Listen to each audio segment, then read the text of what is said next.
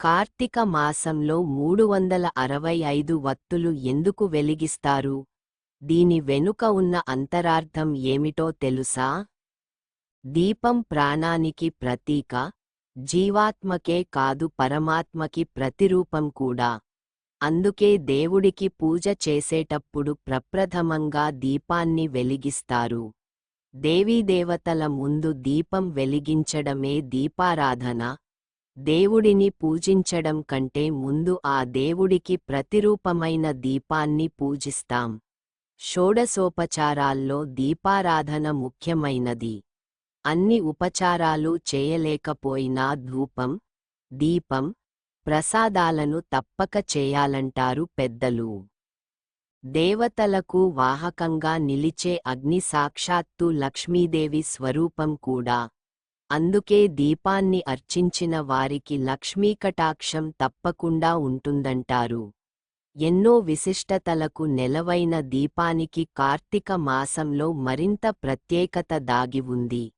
అంతేకాదు దీపాన్ని ఎలా ఆరాధించాలి, దీపారాధన టైంలో ఎలాంటి నియమనిబంధనలు పాటించాలి తదితర అంశాలను కూడా శాస్త్రాల్లో నిక్షిప్తం చేశారు మన పూర్వీకులు.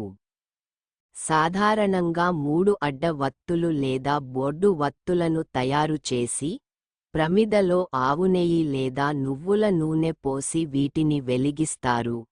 ప్రత్యేక పూజలు నోములు చేసేటప్పుడు 5 పోగులు, 9 పోగులు, కమలవత్తుల పేరుతో 8 పోగులు, ఇలా రకరకాలుగా వత్తులను ఎంతో ధ్యానంతో వెలిగిస్తారు.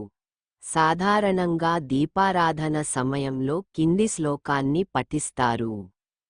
సాజ్యం త్రివర్తి సంయుక్తం వహ్నినా యోజితం ప్రియం, గృహాణ మంగళం దీపం త్రైలోక్యతి మిరాపహ. భక్త్యా దీపం ప్రయాచ్ఛామి దేవాయ పరమాత్మనే త్రాహిమాన్నర కాద్ఘోర అద్దివ్య జ్యోతి రణమోస్తుతే. 3 వత్తులు ముల్లోకాలకు ప్రతీక. 3 వత్తులను తీసుకుని, నూనెలో బాగా తడిపి, అగ్నిని జతచేసి శుభప్రదమైన, ముల్లోకాలు చీకట్లను పోగొట్టగలిగిన దివ్య జ్యోతిని వెలిగించి, పరమాత్మకు భక్తితో సమర్పిస్తున్నాను. భయంకరమైన నరకం నుంచి రక్షించే దివ్య జ్యోతికి నమస్కరిస్తున్నాను అని రోజూ దీపానికి ధ్యానిస్తాం. చిన్న దీపం పెట్టి అది నా ఇంటినే కాదు 3 లోకాల్లోనూ వెలుగు నింపాలన్నది ఎంత ఉన్నతమైన భావన, మరెంతటి ఉదాత్తమైన ఆలోచన.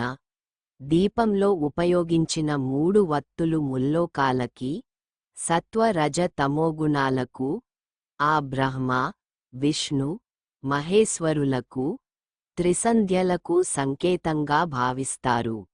పూజలో చేసే దీపారాధనకే కాదు సంధ్యా దీపానికి ప్రముఖమైన స్థానాన్ని కల్పించింది సనాతన ధర్మం. లోకానికి వెలుగుని తేజస్సుని ప్రసాదించే భానుడు జీవుల మీద దయతో వారికి జీవాన్ని, శక్తిని ప్రసాదించడానికి తాను అస్తమిస్తూ ఆ తేజాన్ని దీపంలో నిహితం చేస్తాడట. అందుకే సర్వప్రాణులకు ప్రాణప్రదాత అయిన ఆ సూర్య భగవానుడు అస్తమయం కంటే ముందుగానే ఇంట్లో సంధ్యాదీపం పెట్టే సంప్రదాయాన్ని ఏర్పరిచారు మన పూర్వీకులు. తిరిగి సూర్యోదయం వరకు దీపాన్ని వెలుగుతూ ఉంచడం హైందవ సంస్కృతిలో ఒక ఘట్టమే. దీపం ముమ్మూర్తులా పరబ్రహ్మ స్వరూపమే. వెలుగుతున్న వత్తి ప్రకాశాన్ని ఇస్తూ, పాప ప్రక్షాళన చేస్తుంది. దీపానికి ఉన్న అద్భుతమైన శక్తే అంధకారాన్ని దహించడం. అంధకారమంటే కేవలం చీకటి మాత్రమే కాదు, మనసులోని అజ్ఞానం కూడా అంధకారమే అవుతుంది. ఆ చీకట్లను పటాపంచలు చేసి, జ్ఞాన జ్యోతిని ప్రసాదించే దేవత లక్ష్మీదేవి. ఆ అద్భుత శక్తి కలిగి ఉన్న దీపానికి మరో రూపమే లక్ష్మీదేవి. అందుకే లోకంలో లక్ష్మీస్థానంగా చెప్పే వాటిల్లో దీపం కూడా ప్రధానమైనది. దీపం లక్ష్మీదేవి స్వరూపం ఎలా అయిందన్నదానికి ఒక స్టోరీ ఉంది. పూర్వం ఇంద్రుడు దుర్వాస మహర్షి ఆగ్రహానికి లోనై సకల సంపదలు, అష్టైశ్వర్యాలు కోల్పోతాడు. అప్పుడు దిక్కుతోచక శ్రీ మహావిష్ణు భగవానుడిని ప్రార్థిస్తే ఆయన జ్యోతి రూపంలో లక్ష్మీదేవిని పూజించమని సలహా ఇచ్చాడట. ఇంద్రుడు అలా భక్తితో పూజించి తిరిగి తన అపూర్వ సంపదలను పొందాడని అప్పటినుంచే లక్ష్మీదేవి దీపలక్ష్మీదేవి అయిందని చెబుతారు. కార్తీక మాసంలో 365 వత్తుల దీపారాధన ఎందుకంటే దీపం మనలోని అహంకారాన్ని పారద్రోలుతుంది. కాబట్టి తమసోమా జ్యోతిర్గమయ అని ఋషి పుంగవులు ప్రార్థించారు. అజ్ఞానం పోగొట్టి జ్ఞాన జ్యోతిని కలిగించే ఈ దీపాన్ని కార్తీక మాసంలో వెలిగిస్తే విశేష ఫలితాలు ఉంటాయంటారు. కృత్తికా నక్షత్ర ప్రాధాన్యం ఉన్న కార్తీక మాసం అగ్ని ఆరాధనకు ప్రధానమైనది. కృత్తిక అంటే అగ్ని అని అర్థం. ఆ అగ్నిని యజ్ఞం ద్వారా ఆరాధిస్తాం. ఏ దేవతకైనా హవ్యాలు అగ్ని ద్వారానే సమర్పిస్తాం. ఆ అగ్నికి సూక్ష్మ రూపమే దీపం. దీపం జీవగతమైంది. ప్రత్యక్ష దైవాల్లో ఒక్కటైన అగ్నిని దీపరూపంలో ఆరాధించడమంటే పరోక్షంగా ఆ పరబ్రహ్మానికి కృతజ్ఞతలు చెప్పడమే కాదు, సమస్త ప్రాణకోటికి ప్రయోజనము చేకూర్చడమేనని చెబుతారు. కార్తీక పురాణం ప్రకారం ఈ కార్తీక మాసం పర్వదినాల్లో పిప్పలుడు అనే చక్రవర్తి దీపదానం చేయడం వల్ల సంతానాన్ని పొందాడని, వారికి కుమారుడైన శత్రుజిత్తు కార్తీక మాసంలో దీపాన్ని వెలిగించడం వల్ల కైలాసాన్ని చేరుకున్నాడని చెబుతారు. కార్తీక మాసం మొత్తం 2 సంధ్యల్లోనూ సూర్యోదయం, సూర్యాస్తమయం దీపారాధన చేస్తుంటారు.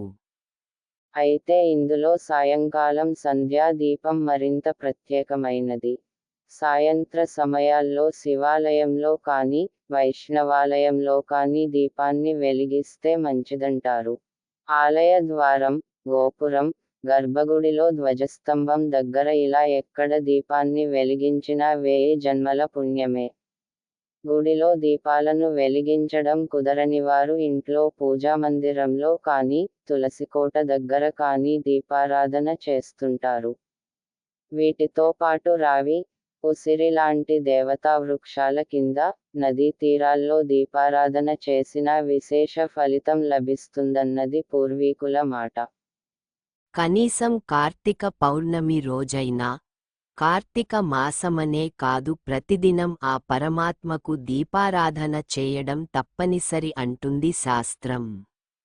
అలా నిత్యదీపారాధన కుదరకపోతే కార్తీక మాసం మొత్తమైనా, అదీ కుదరకపోతే కార్తీక సోమవారాలు, శుద్ధ ద్వాదశి, చతుర్దశి, పౌర్ణమి లాంటి తిథుల్లోనైనా దీపాలను వెలిగించమని పురోహితులు చెబుతారు. ఇది కూడా సాధ్యం కానివారు కనీసం కార్తీక పౌర్ణమి రోజైనా 365 వత్తులు ఉన్న అద్వితీయమైన గుత్తి దీపాన్ని వెలిగిస్తే సంవత్సరం పొడవునా దీపాలు వెలిగించినంత పుణ్యం ప్రాప్తిస్తుందని చెబుతారు. ఆవునేతితో దీపం పెట్టడం అన్నింటికన్నా శ్రేష్టమైనది. అలాగే నువ్వుల నూనెను వినియోగించవచ్చు. అదేవిధంగా 1000 యుగాలలో చేసిన పాపాలన్నీ తొలగిపోతాయని భక్తులు అపారంగా నమ్ముతారు.